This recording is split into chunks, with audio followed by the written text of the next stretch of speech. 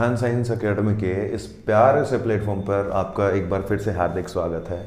अपन basic physics में बात कर रहे थे, डायमेंशन फॉर्मूला की बात कर रहे थे।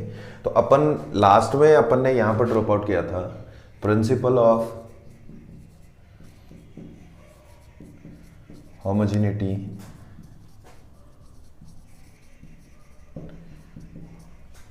इसके बारे में मैंने आपको बताया था कि साहब जो सिमिलर क्वांटिटीज होती हैं या फिर ऐसी क्वांटिटीज जिनकी डायमेंशन सेम है, अपन उन्हीं को ऐड कर सकते हैं, उन्हीं को सब्ट्रैक्ट कर सकते हैं। या फिर बुक्स वगैरह की बात करो तो बुक्स में एक डेफिनेशन लिखी जाती है कुछ इस तरीके से, the dimension of each term of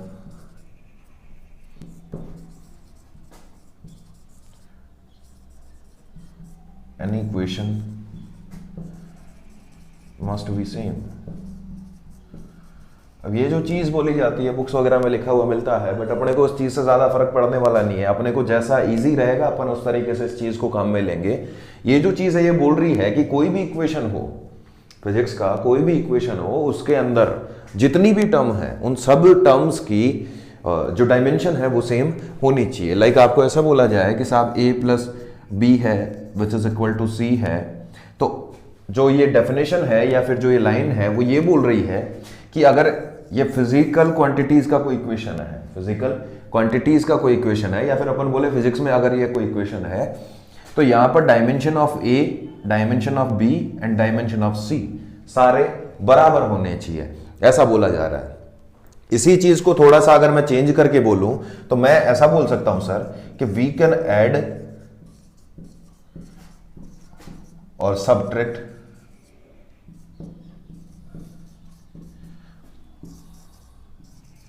only similar quantities। ये वही बात है जैसे मैंने आपको एग्जांपल दिया था कि साहब जैसे 2 मीटर में आपको कुछ जोड़ने को बोला जाए तो ऐसा है कि अपन मीटर के अंदर मीटर ही जोड़ पाएंगे। जैसे अपन 2 मीटर प्लस 1 मीटर बोले तो ये चीज़ तो सही रहेगी, लेकिन आपको ऐसा बोल दिया जाए कि साहब 2 मीटर प्लस 1 केजी को जोड़ के बताओ, तो ये चीज़ सर पॉसिबल नहीं है। तो इसी चीज़ की बात कर रहे हैं कि फिजिक्स के अंदर अपन कोई भी इक्वेशन बनाएंगे तो वहां पर जितनी भी टर्म अपने पास इक्वेशन के अंदर आएगी वो सारी टर्म्स की जो डायमेंशन है वो सेम होनी चाहिए।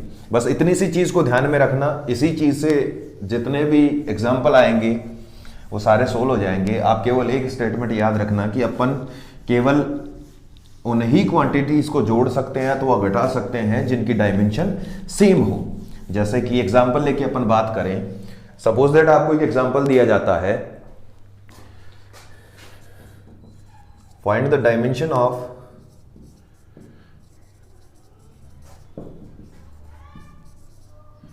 A and B in V is equal to A plus BT square. और आपको बोला जाता है कि यहां पर V जो है सर वो वेलोसिटी को बताता है एंड T जो है वो यहां पर टाइम को रिप्रेजेंट करता है। दो चीजें आपको दी गई है कि V आपका वेलोसिटी को बता रहा है, T आपके पास टाइम को बता रहा है। साथ में ये बोला गया है कि A और B का डायमेंशन कैलकुलेट करिए या A या B का जो डायमेंशन है वो पता करिए। तो अपन किस तरीके से बोलेंगे साहब, जो अपने पास स्टेटमेंट है, स्टेटमेंट बोलता है कि अपन केवल उन्हीं क्वांटिटीज को जोड़ सकते हैं अथवा घटा सकते हैं जिनकी डायमेंशन सेम हो। यहां पर मैं इक्वेशन को थोड़ा सा रीअरेंज करके लिखना चाहूं तो मैं इस वाली चीज को इधर की तरफ जो चीजें हैं उनको एक तरफ ट्रांसफर कर लेता हूं, तो आपके पास आएगा v minus a minus of BT square is equal to 0। अब आप देखोगे कि v में से a घटाया जा रहा है माइनस BT स्क्वायर घटाया जा रहा है। तो जो अपना स्टेटमेंट है वो क्या बोलता है कि अगर अपन फिजिकल क्वांटिटीज का कोई इक्वेशन लिखते हैं या फिर अपन फिजिक्स के अंदर जिस भी चीज को जोड़ेंगे अथवा घटाएंगे उन सबका डायमेंशन सेम होना चाहिए। जैसे अपन v में से a को भी घटा रहे हैं और BT स्क्वायर को भी घटा रहे हैं, तो मैं यहां पर यह बोल सकता हूं कि जो डायमेंशन v का होगा वही डायमेंशन a का होगा और वही डायमेंशन BT स्क्वायर का होगा। यहां पर जनरली लोग गलती करते हैं कि साहब b का डायमेंशन भी इसके सेम हो जाएगा, बिल्कुल नहीं होगा। यहां पर टर्म बोलूं तो टर्म पूरी ये है, यहां पर टर्म पूरी आपके पास BT स्क्वायर है, तो जो डायमेंशन ऑफ v है वो डायमेंशन ऑफ BT स्क्वायर के इक्वल होगा, ना कि v के इक्वल होगा। तो मैं इस चीज को अगर डिटेल में लिखना चाहूं तो आप बोल सकते हैं कि dimension of v is equal to dimension of a। तो आप डायरेक्टली a का तो डायमेंशन फाइंड आउट कर सकते हैं, v का डायमेंशन आपको पता होगा। वेलोसिटी को कैसे डिफाइन किया था अपन ने, डिस्प्लेसमेंट डिवाइड बाय टाइम, या फिर मैं बोलूं डिस्टेंस डिवाइड बाय टाइम। तो अपने पास जो विमा आई थी, मास के ऊपर उसकी कोई डिपेंडेंसी नहीं थी, लेंथ के ऊपर उसकी 1 पावर के रूप में डिपेंडेंसी आ रही थी, और नीचे टाइम आ रहा था, डिस्प्लेसमेंट या डिस्टेंस डिवाइड बाय टाइम, तो टी पावर आपके पास सर -1 आया था। ये जो डायमेंशन है ये किसका डायमेंशन बन जाएगा सर, ए का। किसका डायमेंशन बनेगा सर, ए का। दूसरी जो चीज है, अपने को अगर बी का डायमेंशन कैलकुलेट करना है तो ये गलती भूल के भी मत करना कि साहब वी का जो डायमेंशन है वो बी के बराबर है। ऐसा नहीं कर सकते, क्योंकि इस इक्वेशन के अंदर ये जो है पूरी टर्म है। तो मैं यहां पर इसके लिए लिखूंगा dimension of v is equal to dimension of b t square, dimension of b t square. इस चीज पे ध्यान रखना, आप लोग जनरली गलती करते हैं ऐसी। डायमेंशन अपने को v का पता है, मास के ऊपर कोई इसकी डिपेंडेंसी नहीं है, लेंथ पे पावर 1 के रूप में और टाइम के ऊपर पावर -1 के रूप में। देन इधर की तरफ जो आएगा, इसको ध्यान दीजिएगा कि b है और b से मल्टीप्लाई कौन हो रहा है, टी स्क्वायर। टी स्क्वायर के लिए आपको बोला गया है कि t यहां पर किसको रिप्रेजेंट कर रहा है, टाइम को। और टाइम आई थिंक अपन को पता है कि कैसी क्वांटिटी है, फंडामेंटल फिजिकल क्वांटिटी। तो मैं यहां पर टाइम के लिए सीधा लिख सकता हूं टी पावर 2। अब मेरे को b की डायमेंशन कैलकुलेट करने में कोई दिक्कत नहीं आने वाली, क्योंकि मैं क्या करूंगा, ये जो टी स्क्वायर है या फिर टी पावर 2 है, इसको नीचे ले आऊंगा। जैसे ही मैं इसको नीचे लेके आऊंगा, आपके पास इस तरीके से बनेगा m0 L1 t-1 which is divide by T power 2। अब इस t पावर 2 को अपन वापस ऊपर लेके जाएंगे तो पावर माइनस का हो जाएगा, माइनस का 1 पहले से, माइनस का 2 और आ जाएगा, तो टोटल पावर आपके पास m0 L1 t-3। ये जो डायमेंशन आएगा सर, ये किसका डायमेंशन आएगा, b का। किसका डायमेंशन आएगा सर, b का। तो इस तरीके से एग्जांपल आपके सामने आते हैं, तो आपको ध्यान रखना है जो भी इक्वेशन आए उस इक्वेशन को पहले एक तरफ कर लो।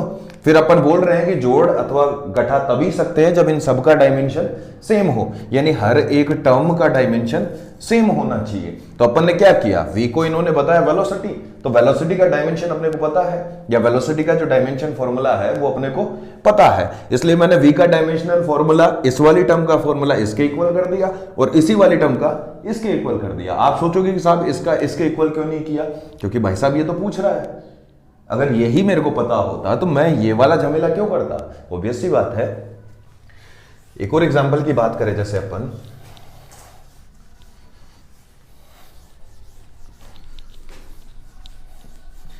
आपके सामने एक इक्वेशन रखी जाती है कुछ इस तरीके से,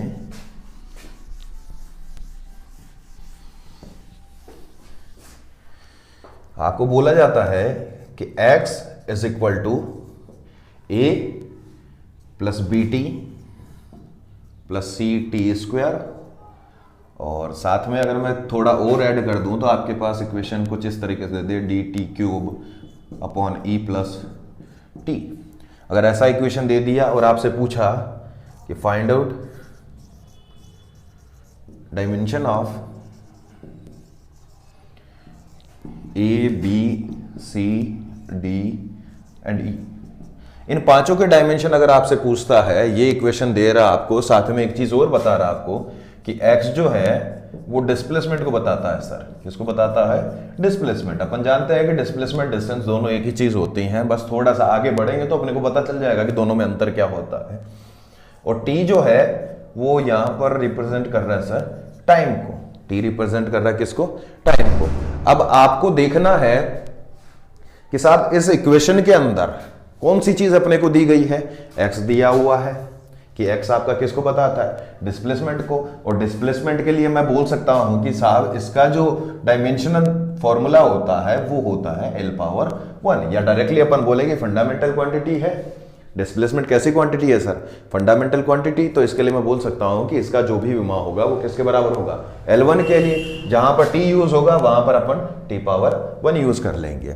लेकिन इस इक्वेशन को पहले तो अपन उसी तरीके से लिखेंगे, x minus of a minus of bt minus of c t square और minus of d t cube divide by e plus t is equal to 0। अब ये इक्वेशन अपने पास उस फॉर्मेट में बन गया कि ये एक फिजिकल इक्वेशन है या फिजिकल क्वांटिटीज का अपने पास एक इक्वेशन है।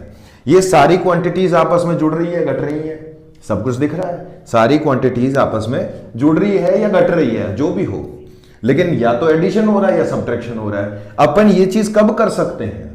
जब इसकी विमा या इसकी डायमेंशन इसके बराबर हो, इसके भी बराबर हो, इस वाली टर्म के भी बराबर हो और इस पूरी टर्म के भी बराबर हो। तो ऑब्वियस सी बात है, अगर x का डायमेंशन मैं यहां पर कंपेयर करूं कि डायमेंशन ऑफ x, यहां पर बोलूंगा कि इस टर्म का और इस टर्म का डायमेंशन सेम है, तो dimension of x is equal to dimension of a। Dimension of a, जैसे ही मैं x की डायमेंशन की बात करूंगा तो x को बता रखा है क्या है सर? डिस्प्लेसमेंट। डिस्प्लेसमेंट के लिए अपन लिखते हैं L1, मास के ऊपर कोई डिपेंडेंसी इसकी नहीं है, टाइम के ऊपर भी इसकी कोई डिपेंडेंसी नहीं है। तो आई थिंक ये जो है किसका डायमेंशन बन जाएगा सर? A का। किसका डायमेंशन बनेगा सर? A का। वैसे ही अगर मैं अगली टर्म को देखूं, जो अपना कंसेप्ट है वो बोलता है, या प्रिंसिपल जो है वो बोलता है कि हर टर्म का जो डायमेंशन है सेम होना चाहिए, तो इसका डायमेंशन इसके बराबर भी होना चाहिए। ऑब्वियस सी बात है कि x का डायमेंशन यानी dimension of x must be equal to dimension of, पूरी टर्म को लीजिएगा, यहां पर अकेले b को मत लेना, जो पूरी टर्म है उसको लेना है, b मल्टीप्लाइड बाय t। इधर की तरफ आप देखोगे इसका जो डायमेंशन आप लिखते हो m0 L1 t0, देन उधर की तरफ आप देखोगे कि dimension of b which is multiplied by dimension of t, t4 time यहां पर बोला गया अपने को, तो यहां पर मैं टाइम पावर 1 ले लूंगा। अगर मेरे को b का डायमेंशन चाहिए तो t पावर 1 को इधर लेके आऊंगा और फिर नीचे डिवाइड में आएगा, डिवाइड से वापस ऊपर लेके जाऊंगा, तो फाइनल डायमेंशन अपने पास आएगा m0 L1 t माइनस 1। ठीक है सर, समझ गए होंगे मेरे हिसाब से, बहुत आसान चीज है। आगे बात करें अपन, जैसे c की अगर डायमेंशन अपने को फाइंड आउट करनी है तो c के लिए क्या लिखेंगे सर अपन?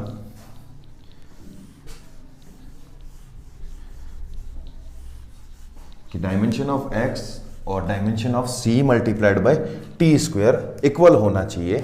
यानी मैं यहां पर लिखूंगा sir dimension of x is equal to dimension of c t square.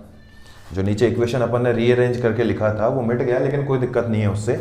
अपने को करना क्या था? इसी इक्वेशन को उठा के इधर की तरफ लाना था। बाद में प्रिंसिपल जो स्टेटमेंट देता है उस हिसाब से अपन चल रहे थे, लेकिन यहां से भी जनरली अपन समझ सकते हैं आराम से कि अगर ऐसी इक्वेशन है बराबर में, बराबर के चाहे इधर हो, कोई दिक्कत उससे नहीं होने वाली। तो सबका जो डायमेंशन है, हर टर्म का डायमेंशन सेम होना चाहिए। तो अपन ने लिखा कि डायमेंशन ऑफ x जो है वो इक्वल होना चाहिए किसके?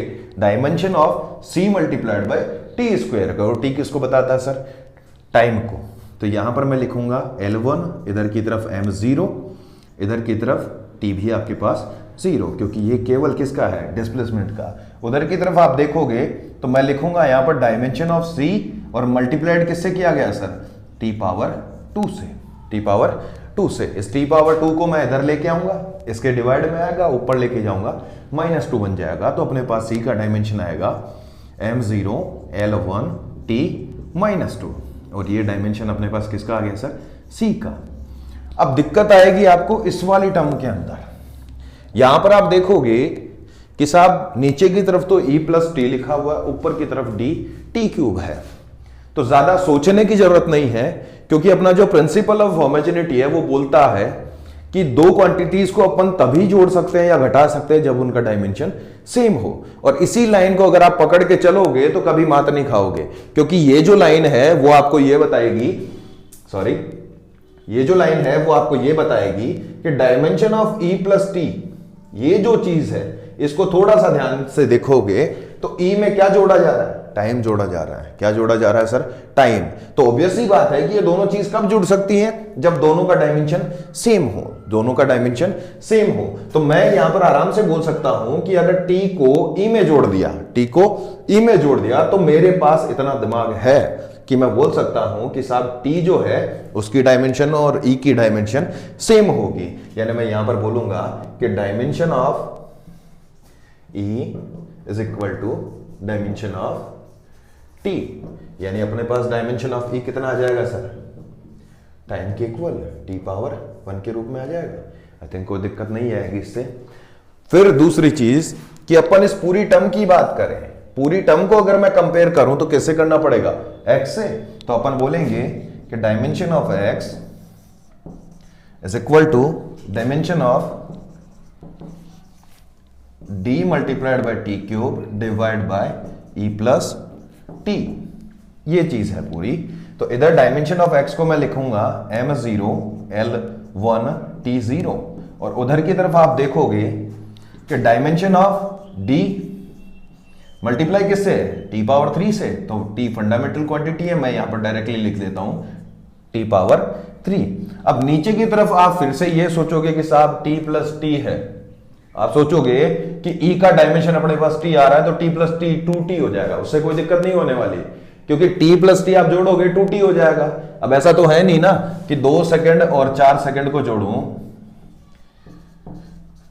तो जोड़ने पर अपने पास आता है 6 सेकंड। ऐसा तो नहीं है ना कि जोड़ने पर जैसे ही सेकंड सेकंड गुणा होगा सेकंड स्क्वायर बन जाएगा, नहीं होगा। तो नीचे जो चीज लिखी हुई है उसका डायमेंशन अपन कितना लिख सकते हैं? t power 1। ये t पावर 1 अपन दिख रहे हैं 1 और ऊपर की तरफ 3 है तो मेरे हिसाब से यहां से एक पावर कैंसिल आउट हो जाएगा, 2 पावर बचेगी, t पावर 2 बचेगा। उसको नीचे लेके आऊंगा और वापस ऊपर लेके जाऊंगा तो फाइनल आपके पास बनेगा m0 l1 t माइनस 2। किसका डायमेंशन आया सर? d का। आई थिंक समझ गए होंगे। इस वाली चीज का ध्यान रखिए कि e प्लस टी जो है, ई को अपन टी में जोड़ रहे हैं, टी आपके पास फंडामेंटल क्वांटिटी है तो ऑब्वियस सी बात है कि इसका और इसका डायमेंशन भी सेम होना चाहिए। ठीक है सर। नेक्स्ट एग्जांपल पे चले अपन। एक और एग्जांपल अपन देखते हैं।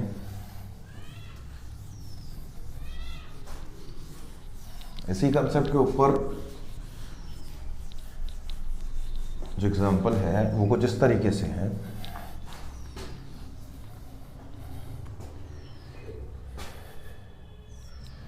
Find dimension of a upon b in equation दिया जाता है आपको इस तरीके से कि p is equal to a minus t square divide by b multiplied by x। ये जो इक्वेशन है इसके अंदर आपको बोला जाता है कि साहब p जो है वो आपके पास है प्रेशर, t जो है आपके पास वो है सर आपके पास टाइम, और x आपको बोला जाता है सर डिस्प्लेसमेंट। x आपको बोला गया है कि x क्या है सर? डिस्प्लेसमेंट। अब सेम वही चीज यहां पर फिर से अपन बोलेंगे कि p minus a minus t square divide by b multiplied by x is equal to 0। ये लिखो तो भी अच्छी बात है, ना लिखो तो भी अपने को कोई दिक्कत नहीं है क्योंकि आप देखोगे इधर की तरफ एक पूरी टर्म है। तो वैसे तो प्रिंसिपल के हिसाब से मैं बोल सकता हूं कि जो डायमेंशन आपके पास p का होगा वही डायमेंशन आपके पास a minus t square divide bye bx का होगा। सही है। अगर अपन केवल इतनी सी इक्वेशन बनाते हैं या इतना सा रिलेशन अपन देखते हैं तो उससे अपने को आंसर नहीं मिलेगा। लेकिन यहीं पर जैसे अपन ने पीछे वाले इक्वेशन में किया कि यहां पर एक चीज आपको और दिख रही है कि a माइनस टी स्क्वायर, क्या लिखा हुआ sir? a minus t square. आप इन दोनों चीजों को घटा रहे हैं कि a में से टी स्क्वायर घटा रहे हैं। कब घटा सकते हैं? जब इसका डायमेंशन और इसका डायमेंशन सेम हो, जब दोनों का डायमेंशन सेम हो। इधर की तरफ आप देखोगे तो इसका डायमेंशन कितना है सर? t पावर 2 और इधर की तरफ अपन बोलेंगे डायमेंशन ऑफ a। ये दोनों इक्वल होने चाहिए। तो आंसर एक तो आ गया अपने पास कि a का डायमेंशन कितना है सर? t power 2। a का डायमेंशन कितना है सर? t power 2। अब इसको अपन यूज करेंगे इसके अंदर कि डायमेंशन ऑफ p, क्या बोला गया आपको कि dimension of p is equal to dimension of a minus t square divide by b multiplied by x, ऐसा बोला जाता है। अब p का डायमेंशन अगर आपको पता है तो अपन ने लिखा था कि force upon area, force upon area, और फोर्स का डायमेंशन अपन बनाते हैं मास इनटू एक्सेलरेशन। जैसे आप चाहो याद रख सकते हो उसको, तो मैं फोर्स का डायमेंशन लिख रहा हूं यहां पर m1 L1t माइनस 2, और प्रेशर का बनाना चाहूं तो इसी के अंदर अपने को एरिया का भाग देना पड़ता है या डिवाइड करना पड़ता है। इसका डायमेंशन किसके बराबर आएगा सर? ये जो पूरी चीज है इसका डायमेंशन कितना बन जाएगा? आई थिंक t पावर 2, जैसा अपन ने लास्ट क्वेश्चन में किया है। भाई a का डायमेंशन भी t पावर 2 होगा, ये फंडामेंटल क्वांटिटी है, इसका भी t पावर 2 होगा। इन दोनों को घटाने से जो भी आएगा उसका डायमेंशन भी t पावर 2 होगा। ऑब्वियस सी बात है कि इन दोनों को जैसे ही मैं घटाता हूं, सपोज दैट कोई कांस्टेंट आता है c, कोई वैल्यू आता है अपने पास c, तो जरूरी है कि इसका डायमेंशन भी t पावर 2 होना चाहिए, इसका डायमेंशन भी t पावर 2 होना चाहिए।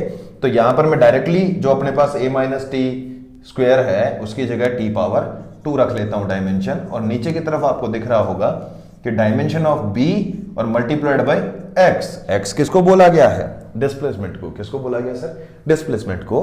तो x के लिए अपन बोल सकते हैं कि एक फंडामेंटल क्वांटिटी है, और इसका डायमेंशन मैं डायरेक्टली लिख सकता हूं L1। अब आप कंपेयर करोगे आराम से, इधर की तरफ आप देखोगे L पावर 1 से एक पावर कैंसिल आउट हो जाएगा, यहां पर केवल L1 बचेगा, और वो L1 भी इधर से कैंसिल आउट हो जाएगा।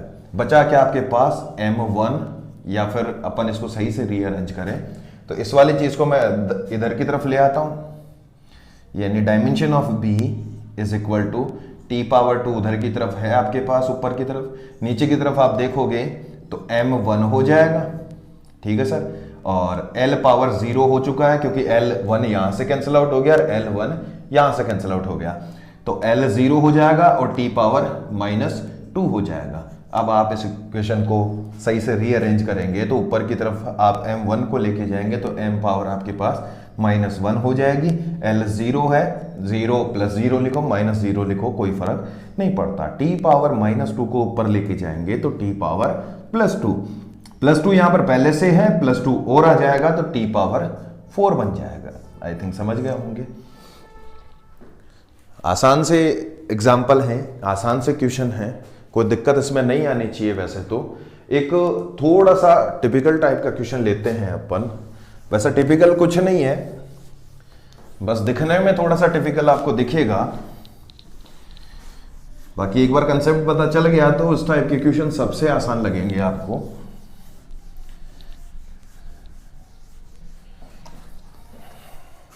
जैसे आपको दिया जाता है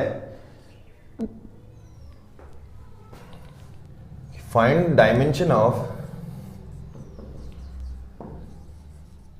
beta in the equation p is equal to p not e to the power minus beta t square, या फिर अल्फा, आप अल्फा लेना चाहो अल्फा ले लो, बीटा लेना चाहो बीटा ले लो। ऐसा कोई इक्वेशन दिया जाता है, यहां पर केवल आपको यह बोला जाता है कि t जो है वो टाइम को रिप्रेजेंट कर रहा है। t किसको रिप्रेजेंट कर रहा है सर? टाइम को। बाकी p के बारे में अपने को कोई भी इंफॉर्मेशन नहीं है कि p कौन सी क्वांटिटी है, किस चीज को यहां पर रिप्रेजेंट कर रही है। तो अब तो लोचा हो गया कि भाई साहब p का अपने को पता नहीं है, p का अपने को पता नहीं है। अपन कंपेयर कैसे करेंगे? जो अभी तक कंसेप्ट पढ़ा है उस हिसाब से अपन ऐसे लिखेंगे कि साहब p, और इधर वाली चीज को उधर ले जाएंगे, यानी p minus p not e to the power minus beta t square बराबर 0। अब इससे क्या कर लोगे? कुछ भी नहीं कर पाओगे।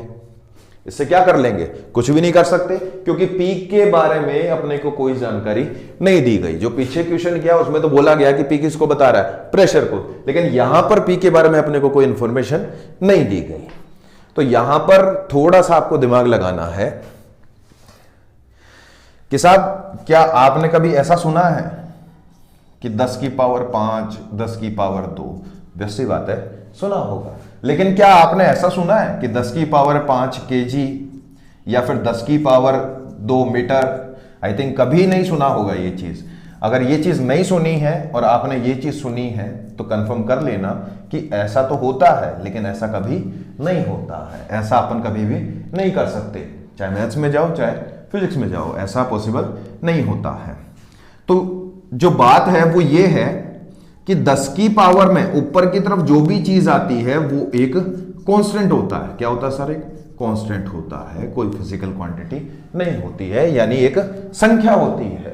और संख्या के लिए मैं बोल सकता हूं कि कोई विमा नहीं होती है। कोई भी आप नंबर लोगे तो वो डायमेंशनलेस होता है। कोई भी आप नंबर लोगे तो वो नंबर कैसा होता है सर? डायमेंशनलेस। फिर भी आप उसके लिखना चाहो तो आप लिख सकते हो m0, l0, t0, तीनों क्वांटिटीज जीरो रहेंगी, उनकी किसी भी क्वांटिटी के ऊपर डिपेंडेंसी नहीं रहेगी। तो यहां पर E जो है, अगर आपको ध्यान हो तो E एक कांस्टेंट होता है, E एक कांस्टेंट होता है, एक संख्या होती है। और इसके ऊपर की तरफ पावर लगाई गई है -b(t²). क्या लगाई गई है सर? -b(t²). सपोज दैट यहां पर E ना होके आपके सामने यहां पर होता 10, E लिख दिया कंफ्यूज करने के लिए, डायरेक्टली संख्या लिख देता तो आप समझ जाते, लेकिन E लिखा है। मैं आपको बता दूं कि E भी एक कांस्टेंट होता है, E भी एक कांस्टेंट होता है। कांस्टेंट की पावर आप हमेशा कांस्टेंट ही लोगे। कांस्टेंट की पावर आप क्या लोगे सर? कांस्टेंट। यानी ऊपर जो ये राशि लिखी हुई है ये कैसी होनी चाहिए? डायमेंशनलेस। इसकी कोई भी विमा नहीं होगी। मैं लिखूंगा m0, l0, t0। किसकी विमा है सर? ये पूरे b × t² की। किसकी विमा है सर? ये b × t² की। लेकिन मेरे को विमा किसकी चाहिए? ये बीटा लिखा हुआ है, तो बीटा × t² की विमा आपके पास है m0, l0, t0। आप बोल सकते हैं कि विमाहीन है, किसी भी फंडामेंटल क्वांटिटी के ऊपर इसकी डिपेंडेंसी नहीं है। क्यों नहीं है? क्योंकि साहब ये एक संख्या है, केवल एक नंबर है, किसी फिजिकल क्वांटिटी को ये प्रदर्शित नहीं कर रहा है। तो मैं यहां पर अगर डायमेंशन ऑफ बीटा की बात करूं तो डायमेंशन ऑफ बीटा को मल्टीप्लाई किया गया है t⁻2 से, क्योंकि आपको बताया गया है कि t किसको बता रहा है सर? टाइम को। इधर की तरफ आपके पास है m0, l0, t0। आप जैसे t⁻2 को इधर लेके जाओगे नीचे आएगा और वापस ऊपर लेके जाएंगे -2 हो जाएगा, तो बीटा का जो डायमेंशन आपके पास आएगा वो बनेगा सर m0, l0, t⁻²। तो इस चीज को ध्यान रखना कि कांस्टेंट की पावर ऊपर की तरफ आपको दिखेगी, चाहे कैसा भी वेरिएबल दिखाए आपको, लेकिन वो भी एक कांस्टेंट ही होगा। कैसा होगा? कांस्टेंट ही होगा। तो इस चीज को ध्यान में रखिए। आगे एक और एग्जांपल की बात करते हैं इसी से रिलेटेड, जो कि आपको खुद को सोल्व करना है, और जेई का क्वेश्चन है। अब कौन से ईयर का है वो इतना मुझे याद नहीं है, बट क्वेश्चन जेई का है। इसी कंसेप्ट को दिमाग में रखिए, बहुत आसान पड़ जाएगा क्वेश्चन। आपको बोला जाता है कि सर P = α/β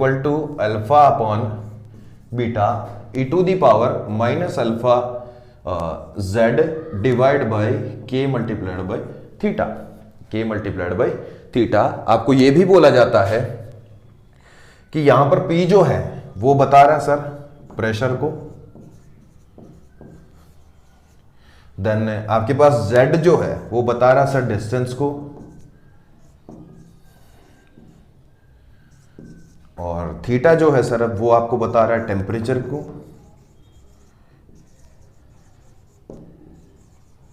और साथ में एक चीज और मैं बताना चाहूं कि K आपको बता रहा है सर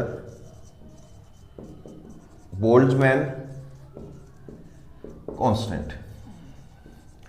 अब बोल्ट्जमैन कांस्टेंट का अगर विमा आपको नहीं पता है तो आप इसको नहीं कर पाओगे, बट बोल्ट्जमैन कांस्टेंट की विमा की जगह अगर हम आपको मात्रक प्रोवाइड करवा दें तो आई थिंक आप थोड़ा सा आसान पड़ जाएगा आपके लिए।